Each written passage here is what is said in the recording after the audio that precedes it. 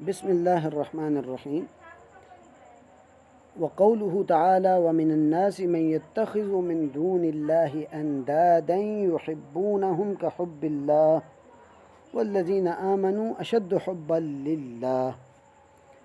سورۃ البقرہ آیت نمبر 165، یہ جو اس باب کی چوتھی آیت ہے، اس سے ہم نے آج پڑھنا ہے. الغرض پچھلی کلاس میں ہم نے تحلیل و تحریم اور خاص کر اطاعت کے متعلق شرک کو اور اس کی قسم کو پڑھا ہے. کیونکہ شرک کا پتہ چلے گا تو بندہ توحید میں خالص ہو سکتا ہے. جس کے بندے کے عمل میں شرک اگر موجود ہے تو توحید کے بڑے وہ دعوے کرتا رہے، وہ توحید میں خالص نہیں ہے، کیونکہ اس کے عمل میں شرک ہوگا. اس لیے شرک کی اقسام پتہ ہونا یہ توحید کے لیے بہت زیادہ ضروری ہے. اس لیے شرک کی اقسام کو ذکر کر کے توحید کی وضاحت کی جا رہی ہے، اور خاص کر کیونکہ باب کا نام بھی یہ ہے، باب تفسیر التوحید و شہادت لا الہ الا اللہ. تو توحید اور لا الہ الا اللہ کی گواہی کی وضاحت یہ شرک کے بیان سے ہو رہی ہے کہ شرک کا بیان ہوگا تو تب ہی توحید خالص ہو سکتی ہے، بندہ جب شرک سے مکمل طور پر پاک ہوگا. ویسے بھی نبی علیہ السلام کی حدیث ہے، صحیح مسلم کی ہے، کہ جابر بن عبداللہ رضی اللہ عنہ سے روایت ہے کہ اللہ کے نبی صلی اللہ علیہ وسلم نے فرمایا کہ ایک صحابی نے آگے سوال کیا کہ جنت اور جہنم کو واجب کرنے والی کون سی چیز ہے، وہ مجھے بتائیں.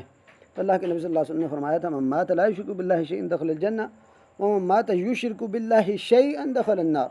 جو بندہ اللہ کے ساتھ کسی کو بھی شریک نہیں ٹھہراتا وہ ضرور جنت جائے گا بالآخر. اور جو بندہ یعنی اسی پر اس کی موت بھی ہوئی ہو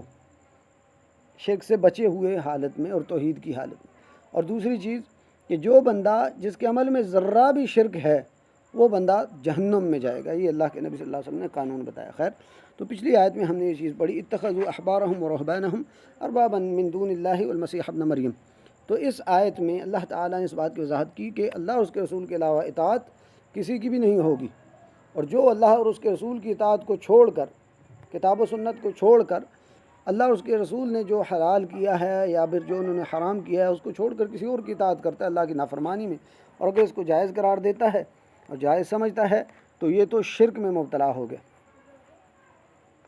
اور جو اگر جائز نہیں سمجھتا، اس کو گناہ سمجھ رہا ہے اور کر رہا ہے اور اللہ تعالیٰ سے توفیق مانگ رہا ہے اور گناہ سمجھ کے اگر کر رہا ہے تو پھر اس کو شرک نہیں کہا جائے گا. ٹھیک ہے، یہ اپنی جگہ حرام کام ہی کر رہا ہے اور گناہ کا کام کر رہا ہے. تو لا الہ الا اللہ کا مطلب یہ بھی ہے، گویا کہ اس آیت کے لحاظ سے لا الہ الا اللہ کا معنی اس طرح متعین ہو رہا ہے کہ اللہ کے علاوہ کوئی معبود برحق نہیں ہے. اطاعت کے لحاظ سے بھی اللہ کی عبادت میں کسی کو شریک نہیں کرنا چاہیے. یعنی جس طرح اللہ تعالیٰ کی عبادت عموم دیگر امور میں ہے، اسی طرح یہ اطاعت بھی عبادت کا ایک بہت بڑا مظہر ہے. تو گویا کہ اطاعت اور اتباع میں اور شریعت کی پیروی میں صرف اللہ اور اس کے رسول کے ساتھ کسی کو بھی شریک نہیں ٹھہرایا جائے گا. اور رسول بھی اس لیے کہ اللہ تعالیٰ کا پیغام رسول نے ہمیں بتانا ہے، اس لحاظ سے، ورنہ اصل اطاعت اللہ کی، اور اللہ تعالیٰ نے ہی ان کو مقرر کیا ہے. من یطع الرسول فقد اطاع اللہ. جو رسول کی اطاعت کرتا ہے وہ اللہ ہی کی اطاعت کرتا ہے، کیونکہ اللہ کا ہی پیغام دیتے ہیں، اللہ کی ہی شریعت دیتے ہیں. تو مصنف رحمہ اللہ کی اس آیت کے لانے کا مقصد یہ تھا کہ تحلیل و تحریم میں خاص کر جو کہ عبادت ہے اس میں اطاعت کرنا جو کہ عبادت ہے، یہ اگر غیر اللہ کے ساتھ اس کو جوڑ دیا جائے گا تو یہ شرک ہے. تو جو بندہ کسی مخلوق کی اطاعت کرے حلال اور حرام میں جانتے بوجھتے کہ اللہ تعالیٰ نے اس کے مخالف بات کہی ہے اور اس کو وہ جائز سمجھے، تو اس نے اس کی عبادت کی ہے گویا کہ، اور یہ لا الہ الا اللہ کے مخالف چیز ہے. اور اس کے مخالف چیز کیا ہے کہ اللہ اور اس کے رسول کی ہی اطاعت کرنا شریعت کے تمام امور میں اور اس ہی کو جائز سمجھنا، یہ ہے اصل توحید. یہ ہے اصل توحید. جو اس کے مخالف چیز ہے وہ توحید کا منافی چیز ہے. یہ بہت اہم چیز تھی.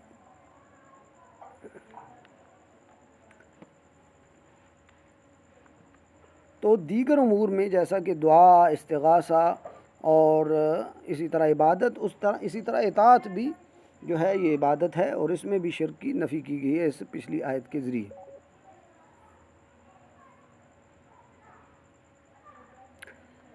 اچھا، اب آتے ہیں اگلی آیت کی طرف.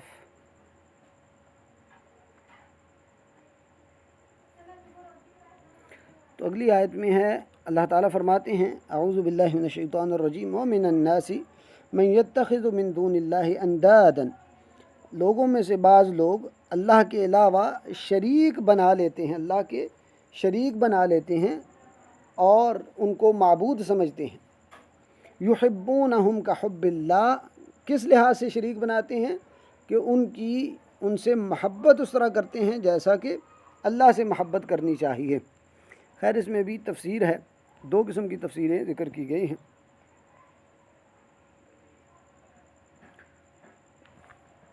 ایک تفسیر اس میں یہ کی گئی ہے کہ وہ بتوں سے محبت کو اللہ کی محبت کے برابر کر دیتے ہیں، یعنی ان کے دلوں میں اللہ کی محبت بھی ہے اور بتوں کی محبت بھی ہے اور دونوں محبتیں برابر ہیں، تو اس کو بھی اللہ تعالیٰ نے شرک قرار دیا ہے، اس کو بھی اللہ تعالیٰ نے شریک بنانا قرار دیا ہے کہ اللہ کی بھی محبت دل میں ہو اور اتنی ہی محبت کسی بت کی ہو، کسی اور اس طرح کی چیز کی ہو، وہ بھی شرک ہے۔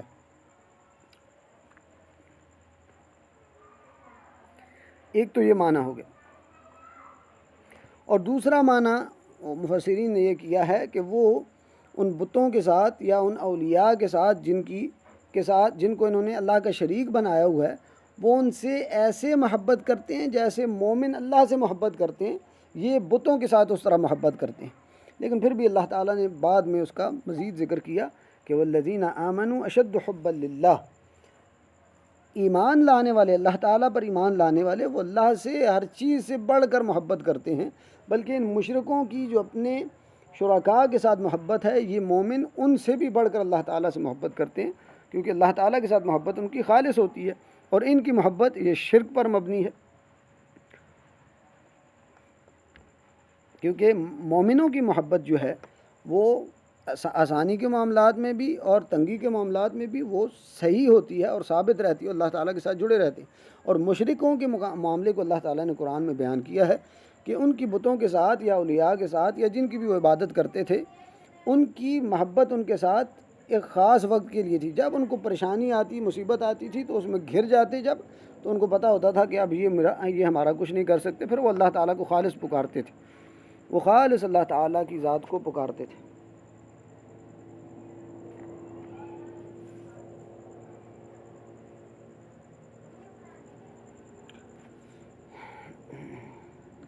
تو یہ تو اللہ تعالیٰ فرما رہے ہیں کہ اس آدمی کے بارے میں جو غیر اللہ سے محبت اتنی ہی کرے جتنی اللہ سے محبت کرتا ہے، یعنی اللہ سے بھی محبت ہے، غیر اللہ سے بھی محبت ہے، اللہ تعالیٰ نے اس کو بھی شرک کہا، تو اس بندے کے بارے میں کیا خیال ہے کہ وہ اللہ سے بڑھ کر محبت کرتا ہو کسی سے، اور اللہ سے بڑھ کر کسی کے ساتھ تعلق ہو اس کا اسی طرح کا محبت کا، جیسا کہ عمومی طور پر ہمارے ہاں کیا ہے کہ نبی علیہ السلام سے محبت ہمارے ایمان کا جزو ہے، اس کے بغیر ایمان ہو ہی نہیں سکتا، لیکن وہ نبی علیہ السلام کی محبت کو اللہ سے بھی بڑھا دیتے ہیں، یہ جو ہے ایسی صورت ہے کہ جو شرک کی طرف جاتی ہے۔ اللہ کے نبی صلی اللہ علیہ وسلم کی محبت دوسرے نمبر پر ہے، اور ہم اللہ کے نبی صلی اللہ علیہ وسلم سے محبت کیوں کرتے ہیں؟ کیونکہ ہم اللہ تعالیٰ سے محبت کرتے ہیں، اور اللہ تعالیٰ نے نبی علیہ السلام کو رسول بھیجا ہے، رسول بنا کر بھیجا ہے، تو ہم اس لیے ان کے ساتھ محبت کرتے ہیں۔ تو اللہ تعالیٰ کے ساتھ محبت رسول اللہ صلی اللہ علیہ وسلم سے بڑھ کر ہونی چاہیے، بلکہ رسول اللہ صلی اللہ علیہ وسلم سے محبت اس لیے ہے کہ ہم اللہ سے محبت کرتے ہیں اور اللہ نے ان کو رسول بنا کر بھیجا، ورنہ اگر محمد ابن عبداللہ ہیں اور وہ عام ہیں، اگر معاذ اللہ میں ویسے ذکر کر رہا ہوں کہ وہ عام بندے ہیں، تو پھر ان کے ساتھ محبت ہماری اس طرح نہیں ہوگی۔ جب وہ رسول بن گئے تو پھر اللہ تعالیٰ کے کہنے کی بنیاد پر، اللہ کے رسول بنانے کی بنیاد پر ہم ان سے محبت کرتے ہیں، اور ہر چیز سے بڑھ کر محبت کرتے ہیں سوائے اللہ کے، اللہ سے زیادہ ہم ان سے محبت نہیں کرتے، کیونکہ اللہ کی محبت سب سے بڑھ کر ہونی چاہیے، ایمان کا یہ تقاضا ہے، اس کے بعد رسول کی محبت، اس کے بعد دیگر جو اللہ تعالیٰ نے رکھی ہیں ماں باپ یا دیگر جو اس طرح کی محبتیں ہیں، طبعی محبتیں۔ تو یہ آیت جو ہے یہ ایک بڑی عظیم آیت ہے جو کہ مسلمانوں کے دلوں کو ٹٹولنے والی ہے کہ اللہ کے علاوہ کوئی محبت، غیر اللہ کی محبت کسی کے دل میں تو نہیں ہے اس طرح کی کہ جس طرح اللہ کے لیے ہونی چاہیے، یا اللہ جیسی محبت اس کے دل میں تو نہیں ہے کسی اور کی، اگر ہے تو وہ شرک پر مبنی ہے، وہ شرک پر مبنی ہوگی، جیسا کہ حدیث میں اللہ کے نبی صلی اللہ علیہ وسلم نے فرمایا کہ تعس عبد الدینار وعبد الدرہم وعبد الخمیصۃ والخمیلہ، اللہ کے نبی صلی اللہ علیہ وسلم نے فرمایا کہ ایسا بندہ جو درم کا پجاری ہے اور دیناروں کا عبادت کرنے والا ہے، اس کا بندہ بن گیا ہے، تو ایسا بندہ تباہ اور ہلاک ہو گیا۔ گویا کہ اس کا مطلب ہے پیسے سے بھی محبت عبادت کی شکل اختیار کر سکتی ہے جب وہ زندگی کا محور بن جائے اور اس کے علاوہ کوئی مقصد نہ رہے۔ جیسا کہ اللہ سے محبت ہونی چاہیے ہر چیز سے بڑھ کر، اگر پیسے سے محبت ہے تو یہ بھی شرک ہے، اور اگر کسی اور چیز سے اس طرح بڑھ کر محبت ہے کہ اللہ کے جیسے اللہ کے ساتھ ہونی چاہیے اور ہر چیز سے بڑھ کر ہونی چاہیے، جیسا کہ بعض لوگ یہ جہالت میں کہہ دیتے ہیں کہ سب سے بڑھ کر فلاں چیز سے محبت ہے، وہ مرد ہو، وہ عورت ہو، وہ دوست ہو، وہ ماں باپ ہوں، وہ حتیٰ کہ رسول اللہ صلی اللہ علیہ وسلم ہوں، ان سے بھی محبت ہماری اللہ تعالیٰ کے بعد ہے۔ یہ مسئلہ سمجھنے کی ضرورت ہے۔ تو یہ محبت کرنا یہ عبادت کی اقسام میں سے ایک قسم ہے۔ اللہ تعالیٰ سے جو ہم سب سے بڑھ کر محبت کرتے ہیں، یہ عبادت ہے، یہ عبادت ہے، بلکہ عبادت کا بنیادی جز ہے، اس کے بغیر عبادت ہی نہیں ہے۔ اور یہ ابن القیم رحمہ اللہ نے اپنی کتب میں یہ چیز لکھی ہے کہ محبت کی درجات ہیں، سب سے اعلیٰ جو درجہ ہے وہ اللہ تعالیٰ کے ساتھ عبادت کا درجہ ہے، اور وہ محبت ہے۔ خیر، انسان اپنے آپ کو یہ چیز دیکھے، اپنا محاسبہ کرے کہ جس کے لیے اللہ تعالیٰ نے مجھے پیدا کیا ہے عبادت کے لیے، وہ میں پورا کر رہا ہوں کہ نہیں، اور عبادت میں سے کیا کیا چیزیں ہیں، بہت ساری چیزوں میں سے ایک محبت بھی ہے۔ تو کیا میں سب سے بڑھ کر اللہ سے محبت رکھتا ہوں، یا میں کسی اور کے ساتھ بھی اسی طرح کی محبت رکھتا ہوں جیسے اللہ کے ساتھ، یا جو سب سے بڑھ کر جو اللہ کی بھی ہے اور کسی اور کی بھی ہے، یا اللہ سے بڑھ کر بھی کسی کے ساتھ ہے محبت؟ تو یہ بڑی فکر انگیز بات ہے، انسان کو اس پر غور کرنا چاہیے، کیونکہ اللہ تعالیٰ نے اس آیت میں کہا ہے کہ اللہ جیسی محبت کسی اور سے کی جائے گی تو یہ شرک ہے، یہ شرک ہے۔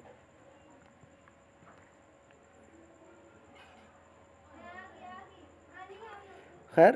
تو محبت البتہ یہ ہے کہ یہ تھوڑی سی وضاحت کی ضرورت ہے کہ محبت کی کچھ اقسام ہیں۔ ایک ہے محبت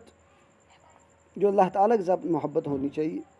یہ کمال کی محبت ہے، اور یہ اسی محبت کی بنیاد پر بندہ مثلا کسی سے محبت کرتا ہے تو اللہ تعالیٰ نے، اللہ کے نبی صلی اللہ علیہ وسلم نے اس کو کمال کا ایمان کہا ہے کہ بندہ کسی سے محبت کرے تو اللہ کے لیے کرے، کسی سے بغض رکھے اللہ کے لیے کرے، اور اسی طرح کسی کو دے تو اللہ کے لیے، کسی سے روکے تو اللہ کے لیے روکے۔ تو یہ عظیم ترین انسان کا ایمان ہے، بلکہ ایمان کو مکمل کرنے والی چیز ہے۔ اور ایک ہے طبعی محبت انسان کی، اپنی بیوی سے، باپ سے، ماں سے، بیٹے سے محبت، مال سے محبت، یہ طبعی محبت ہے جب تک کہ ایک حد کراس نہ کریں۔ اور اسی طرح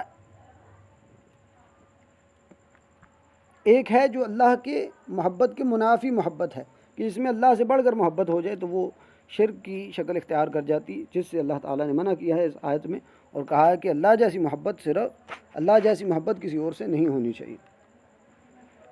اللہ جیسی محبت کسی اور سے نہیں ہونی چاہیے۔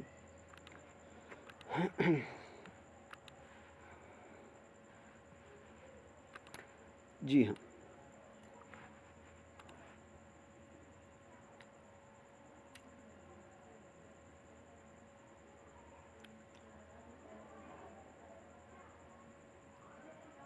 تو یہ محبت کی اقسام ہیں اس کے مطابق۔ اور نہ عمومی طور پر عبادت کی تو میں نے کئی بار یہ بیان کی ہے تعریف کو کہ عبادت ہر وہ چیز جس کو جو قول ہو یا فعل ہو، ظاہری یا باطنی، اگر اللہ تعالیٰ اس کو پسند کرتے ہیں اور اس سے راضی ہوتے ہیں تو وہ عبادت ہے۔ اس کے علاوہ بھی علماء نے تعریفات کی ہیں، لیکن یہ جامع ترین قسم ہے۔ البتہ ابن القیم رحمہ اللہ نے مختصر یہ تعریف کی ہے کہ حد درجے کی محبت اور حد درجے کی عاجزی کے ساتھ یہ محبت جب ہوتی ہے تو یہ ہے عبادت، یعنی عبادت میں حد درجہ عاجزی چاہیے اور حد درجہ محبت چاہیے، پھر جو ہے یہ چیز ملتی ہے۔ اور یہ محبت کیسے پیدا ہوتی ہے، اس کو پیدا کرنے کے علماء نے طریقے ذکر کیے، بلکہ قرآن نے خود ذکر کیے ہیں۔ ایک تو اللہ تعالیٰ کی نعمتوں کا مطالعہ کرنا کہ اللہ تعالیٰ نے کتنی نعمتیں دی ہیں، کتنے اللہ تعالیٰ کے احسانات ہیں، اور دوسرا یہ کہ بندہ اپنے آپ پر غور کرے کہ انسان کتنا ناقص ہے اور کتنا جو ہے جہالت پر مبنی اس کے اعمال ہیں، اور اللہ تعالیٰ کی شان سے کتنا یہ ناواقف ہے، اور اسی طرح اپنی حقیقت کو جانے کہ اس کی کیا حقیقت ہے، تو پھر انسان کو پتہ چلتا ہے کہ میں کیا چیز ہوں۔ پھر اللہ تعالیٰ کی بڑائی اور اللہ تعالیٰ کی تعظیم کو جب بندہ سمجھتا ہے اور اس کے انعامات کو سمجھتا ہے بندے پر، اور بغیر کسی غرض سے، بلکہ اللہ تعالیٰ اپنی رحمت کی بنیاد پر جب کرتے ہیں، تو بندہ جب یہ اس بات کو محسوس کرتا ہے تو پھر اس میں اللہ تعالیٰ کے ساتھ محبت پیدا ہوتی ہے۔ اور اسی چیز کو سید الاستغفار میں بیان کیا گیا، اللہ کے نبی صلی اللہ علیہ وسلم نے یہ سکھائی ہے، اور بہت پیاری دعا ہے، صحیح بخاری میں یہ چیز موجود ہے، یہ دعا کہ اللہم انت ربی لا الہ الا انت خلقتنی وانا عبدک انا علی عہدک ووعدک ما استطعت واعوذ بک من شر ما صنعت ابوء لک بنعمتک علی وابوء بذنبی فاغفر لی فانہ لا یغفر الذنوب الا انت۔ اس میں عاجزی کا اظہار ہے بہت زیادہ، اور ساتھ میں اللہ تعالیٰ سے محبت اور تعلق کا اظہار ہے۔ تو خیر مؤلف رحمہ اللہ کا مقصود یہ ہے کہ جو اللہ تعالیٰ کے ساتھ کسی کو شریک بنائے، اس لحاظ سے کہ اللہ کے ساتھ جیسی محبت ہونی چاہیے، خاص محبت اس طرح کی وہ غیر اللہ کے ساتھ بھی کر رہا ہے، اللہ کے علاوہ کوئی بھی ہو اس کے ساتھ اگر کر رہا ہے تو یہ توحید کے منافی چیز ہے اور شرک ہے۔ تو اللہ کے ساتھ کمال عاجزی اور محبت کی اوج جو ہے وہ صرف اللہ تعالیٰ کے ساتھ ہونی چاہیے اور کسی کے ساتھ نہیں ہونی چاہیے۔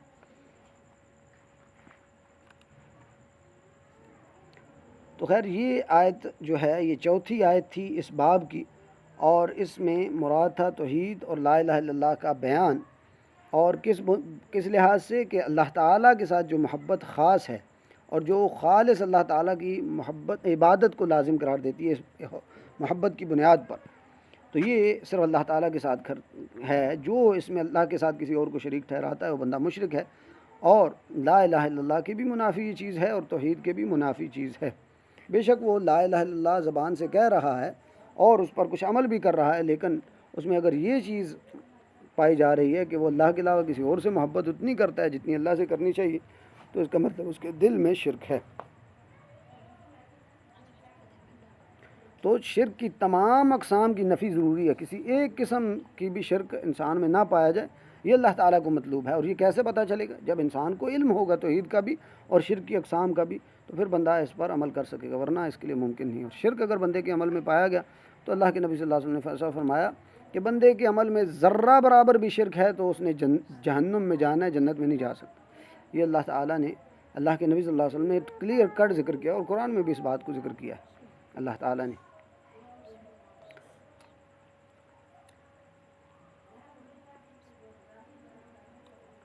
تو اللہ تعالیٰ نے اس آیت میں یہ بیان کیا ہے کہ اللہ تعالیٰ کے علاوہ عبادت جس کی ہو اس سے برات ہونی چاہیے، یعنی جو اللہ کے علاوہ جو مشرک شریک بناتے تھے اور ان سے ایسی محبت کرتے تھے جیسے اللہ سے محبت ہونی چاہیے، ان کی ایسی اطاعت کرتے تھے، پچھلی آیت کو بھی اگر جوڑ لیا جائے، ایسی اطاعت کرتے تھے جیسے اللہ کی اطاعت ہونی چاہیے، تو یہ شرک کے امور ہیں اور اس سے بچنا چاہیے، اور اس سے بچ کر ہی بندہ توحید پر گامزن ہو سکتا ہے۔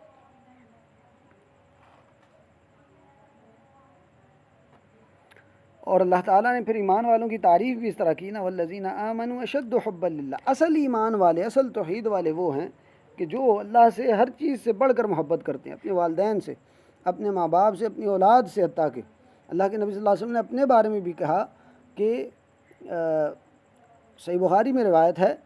کہ لا یؤمن احدکم حتی اکون احب الیہ من والدہ وولدہ والناس اجمعین،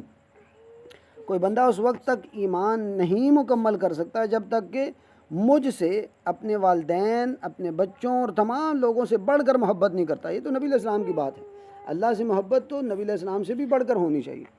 تو یہ چیز سمجھنے کی ہے کہ بندے کا ایمان جو ہے تب توحید اس کی کامل ہو سکتی ہے جب اللہ تعالیٰ سے محبت ہر چیز سے بڑھ کر ہو۔ اور یہ ایسے امور مؤلف رحمہ اللہ خاص طور پر ذکر کر رہے ہیں کہ جس میں عمومی طور پر عوام غافل ہوتی ہیں، ان کو یہ امور نہیں پتہ ہوتے، اس لیے انہوں نے اس طرح بیان کیا ہے۔ اور اللہ تعالیٰ کی قرآن کی آیات میں تو یہ واضح ہیں، لیکن عمومی طور پر کیونکہ لوگ جو ہے اس سے غافل رہتے ہیں، اور عوام کے لیے انہوں نے پھر اس کتاب میں اس کو جمع کر دیا۔ تو خیر اس میں اللہ تعالیٰ نے ذکر کیا کہ غیر اللہ کے ساتھ محبت ایسی جیسے اللہ کے ساتھ ہو تو یہ شرک ہے، تو شرک بندے کو پتہ چل جائے اور بندہ اس سے بچ جائے تو پھر اس کی توحید کامل ہوگی۔ تو اس آیت میں بھی اس آیت میں بھی جو بیان کی گئی، اس میں بھی اس دوسرے قسم کی وضاحت کو ذکر کیا گیا، کیونکہ کل بھی میں نے ذکر کیا تھا کہ وضاحت دو طرح کی ہوتی ہے، یا تو ڈائریکٹ اس کی تعریف کی جائے، اس کے اجزاء کو ذکر کیا جائے، یہ چیزیں ہیں اور یہ اس کی وضاحت ہو جاتی ہے، اور ایک یہ کہ اس کی منافی چیز کو اور مخالف چیز کو ذکر کر دے تو پھر وہ چیز بھی سمجھ آ جاتی ہے کہ یہ مخالف ہے تو ٹھیک ہے، اس کا مطلب یہ چیز ہوگی۔ تو اس باب میں اس طرح اس کی وضاحت کی جا رہی ہے، آگے مزید اس کی وضاحت بھی آئے گی دیگر ابواب میں بھی، تو یہاں اس طرح وضاحت کی جا رہی ہے کہ یہ شرک ہے تو پھر اس کے مخالف توحید ہے،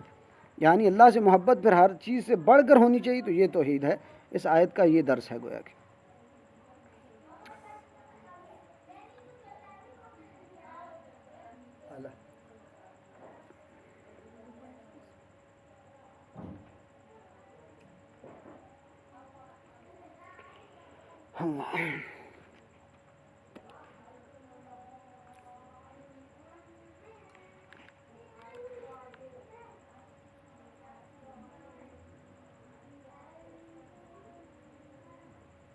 تو خیر آیت کا باب کے ساتھ یہ تعلق ہوا کہ جو اللہ کے ساتھ کسی اور سے محبت ایسی کرے جیسے اللہ سے کرنی چاہیے تو یہ شرک ہے، اور جو اللہ سے بڑھ کر کسی اور سے محبت کرے تو یہ تو بالاولیٰ شرک سے بھی بڑا گناہ ہے۔ تو توحید کیا ہے کہ اللہ کے ساتھ ہی محبت کو خالص کرنا، یہ عبادت والی محبت، اور جو سب سے بڑھ کر محبت ہے خضوع اور عاجزی کے ساتھ، تو یہ اللہ تعالیٰ ہی کے ساتھ خالص ہونی چاہیے۔ اسی سے بندے کی توحید کامل ہوتی ہے۔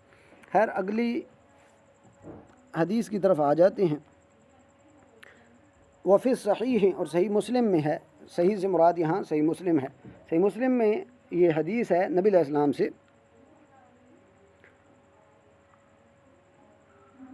کہ عن النبی صلی اللہ علیہ وسلم انہ قال من قال لا الہ الا اللہ وکفر بما یعبد من دون اللہ حرم مالہ ودمہ وحسابہ علی اللہ۔ صحیح مسلم میں روایت ہے کہ اللہ کے نبی صلی اللہ علیہ وسلم نے فرمایا کہ جو بندہ لا الہ الا اللہ کہتا ہے، اس بات کا اقرار کرتا ہے کہ اللہ کے علاوہ کوئی معبود برحق نہیں ہے، اتنا ہی نہیں بلکہ وکفر بما یعبد من دون اللہ، اور اللہ کے علاوہ جس کی بھی عبادت ہوتی ہے وہ اس کا انکار کرتا ہے، کفر کرتا ہے، اور ایسی صورت میں ہی اس کا مال حرم مالہ دمہ، ایسی صورت میں اس کا مال اور اس کا خون محترم ہوگا اور بچایا محفوظ ہوگا، وحسابہ علی اللہ، اور دوسری صورت میں اس کے جو باطنی امور ہیں وہ کیا ہیں، اس کو اللہ کے سپرد کیا جائے گا، اس کا حساب اللہ تعالیٰ کے ذمہ ہے۔ ہم اس کا حساب باطنی امور میں نہیں کر سکتے، ظاہری طور پر پھر وہ مسلمان ہے، پھر اس کو مسلمان ہی تصور کیا جائے گا۔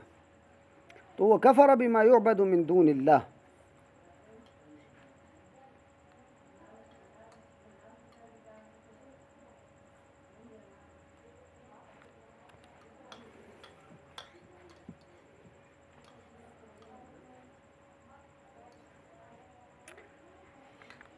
تو من قال لا الہ الا اللہ، جو بندہ لا الہ الا اللہ کہے، یہ بات تو ابھی بالکل واضح ہوگی کہ صرف کہنا اس سے مراد نہیں ہے، بلکہ اس سے مراد اس کا معنی سمجھتے ہوئے کہ نفی اور اس بات میں اللہ کے علاوہ کوئی معبود برحق نہیں، اللہ کے علاوہ کوئی معبود برحق نہیں، اس کی نفی، اور صرف اللہ تعالیٰ ہی معبود برحق ہیں، اس کا اس بات، یہ لا الہ الا اللہ کا معنی ہے، اس کا پتہ ہونا چاہیے، اور پھر اس کا عقیدہ اور اس کے مطابق عمل اور اس کے مطابق زندگی گزارنا، یہ اس کا معنی ہوتا ہے من قال لا الہ الا اللہ۔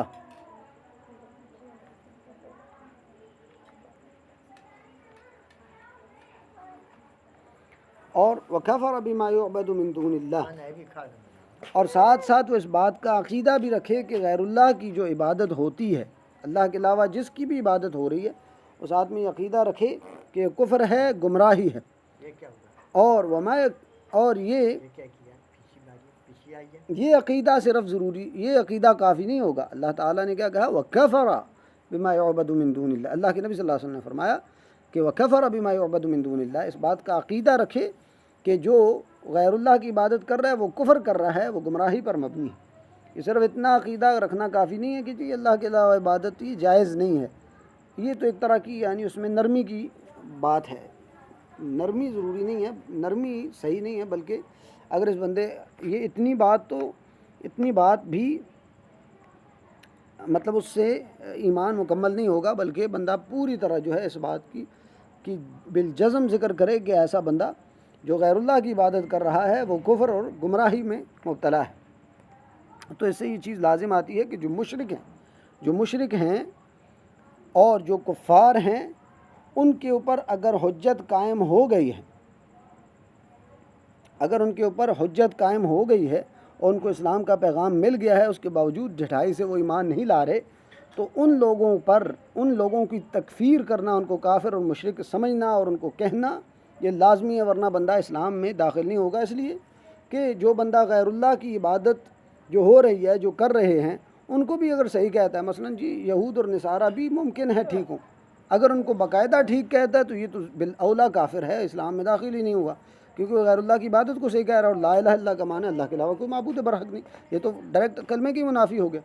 اور اگر کوئی بندہ اس بارے میں شک بھی کرتا ہے کہ اللہ کے علاوہ ممکن ہے کوئی اور ہو، ممکن ہے یہودی بھی ٹھیک ہوں، ممکن ہے عیسائی بھی ٹھیک ہوں، اور کوئی بندہ کہ میں تحقیق کر رہا ہوں، تو یہ چیزیں بھی جو ہے یہ کفر ہیں۔ اگر بندہ شک کا اظہار بھی کرے تو یہ بندہ کفر میں ہے، ابھی تک اسلام میں داخل ہی نہیں ہوا۔ یہ چیز ہوگی کہ اللہ کے علاوہ جو عبادت ہو رہی ہے غیر اللہ کی، اس کا کفر کرے اور اس کو کرنے والوں کو بھی کافر سمجھے، خاص کر جب ان پر حجت قائم ہو گئی تو پھر بندہ جو ہے صحیح مسلمان ہے۔ اور نبی علیہ السلام نے یہاں فرمایا وَكَفَرَ بِمَا يُعْبَدُ مِن دُونِ اللَّهِ، تو اسی ہی صورت میں اس کا مال اور اس کا خون جو ہے وہ محترم ٹھہرے گا۔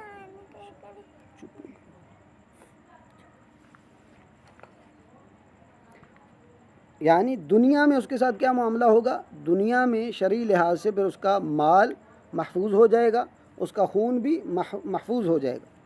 تو لا الہ الا اللہ تب ہی اس کا خون اور مال کو محفوظ کرے گا جب ساتھ اس کے یہ بھی چیز شامل ہوگی کہ یعنی لا الہ زبان سے بھی کہتا ہے اور ساتھ میں پھر غیر اللہ کی جو عبادت ہو رہی ہے اس کا بھی کفر کرتا ہے اور اس کو بھی کفر سمجھتا ہے، اور کرنے والے کو بھی، خاص کر اس پر حجت جب قائم ہو گئی ہے تو اس کو کافر سمجھتا ہے۔ وَحِسَابُهُ عَلَى اللَّهِ، البتہ یہ کہ اس کا باطنی امر کیا ہے، دل سے وہ منافق ہے یا واقعی مسلمان ہے تو اس کا معاملہ ہم پر نہیں ہے، وہ پھر اس کا معاملہ اللہ پر ہے کہ اللہ تعالیٰ ہی باطنی امور کو جانتا ہے، پھر اللہ تعالیٰ ہی اس کا فیصلہ کرے گا، ہمارا یہ فیصلہ نہیں ہے۔ اسی سے یہ مسئلہ بھی نکلتا ہے کہ کسی کے بارے میں جنت یا جہنم کا بالقطع فیصلہ کرنا کہ یہ فلاں جنتی ہے یا فلاں جہنمی ہے، یہ اہل سنت والجماعت کا متفقہ عقیدہ ہے کہ یہ کسی انسان کا کام نہیں ہے، یہ صرف اللہ تعالیٰ کا کام ہے۔ اللہ تعالیٰ نے نبی علیہ السلام کو وحی کر کے بتایا، جیسے کہ صحابہ کے بارے میں ہے کہ فلاں جنتی ہے، فلاں جنتی ہے، فلاں جنتی ہے، تو اس کو بعین ہی ہم کہیں گے جنتی۔ ہاں، صحابہ کے بارے میں یہ ہے کہ عمومی طور پر کہا جائے گا سارے صحابی جنتی ہیں، لیکن بعینی ہی جب کسی کو کہا جائے گا تو پھر اس کے لیے وحی کی دلیل چاہیے، اس کے لیے وحی سے ہمیں پتہ چل جائے گا تو ہم اس کو بعینی ہی کہیں گے، ابوبکر جنتی ہیں، عمر جنتی ہیں، اور جو ہے دیگر جو عبد الرحمن بن عوف جو 10 عشرہ مبشرہ صحابی ہیں، اس طرح معاویہ رضی اللہ عنہ، دیگر جو اس طرح کے صحابی اقرب، اور اس کے علاوہ جو صحابہ ہیں کئی ہیں، ایک سے زیادہ ہیں، ان کے بارے اللہ کے نبی صلی اللہ علیہ وسلم نے ثابت بن قیس بن شماس، یہ لفظ میں کہنا چاہ رہا تھا، تو ان کی باقاعدہ نبی علیہ السلام سے جب وحی کے ذریعے پتہ چل گیا تو ہم ان کو بعینی ہی کہہ سکتے ہیں کہ یہ جنتی ہیں، ورنہ عمومی طور پر نہیں۔ اور کافر یا مومن، کافر یا مسلمان، یہ کہنا دنیاوی امور میں اپنی جگہ ٹھیک ہے، لیکن جنتی جہنمی یہ مسئلہ الگ ہے، یہ مسئلہ الگ ہے۔ بعض لوگ اس کو گڑبڑ کر دیتے ہیں اور کہتے ہیں کہ کسی کو کافر کہنا یا سمجھنے کا مطلب یہ ہے کہ وہ جہنمی ہوگا، یہ الگ مسئلہ ہے۔ ایک بندہ، ہاں البتہ حکم لگانا یہ کس کا کام ہے، حجت قائم کرنا یہ کس کا کام ہے، یہ علماء کا کام ہے، یہ عوام کا کام نہیں ہے کہ وہ اٹھ کے جو ہے تکفیر کرنا شروع کر دیں، لیکن اپنے طور پر یہ پتہ ہونا چاہیے فلاں اگر مشرک ہے اور قطعی طور پر مشرک ہے، اس پر حجت قائم ہوگی ہے تو پھر یہ اپنی جگہ عقیدہ رکھنا چاہیے۔ خیر، آج وقت مکمل ہو گیا، اس کے متعلق جو تفصیل ہے دیگر وہ ہم کل ذکر کر لیں گے انشاءاللہ، اور پھر باقی جو اس باب میں جو فوائد ذکر کیے ہیں مؤلف رحمہ اللہ نے خود، اس کو ہم انشاءاللہ پڑھ لیں گے۔ بارک اللہ فیکم وآخر دعوانا ان الحمد للہ رب العالمین۔ السلام علیکم ورحمۃ اللہ وبرکاتہ۔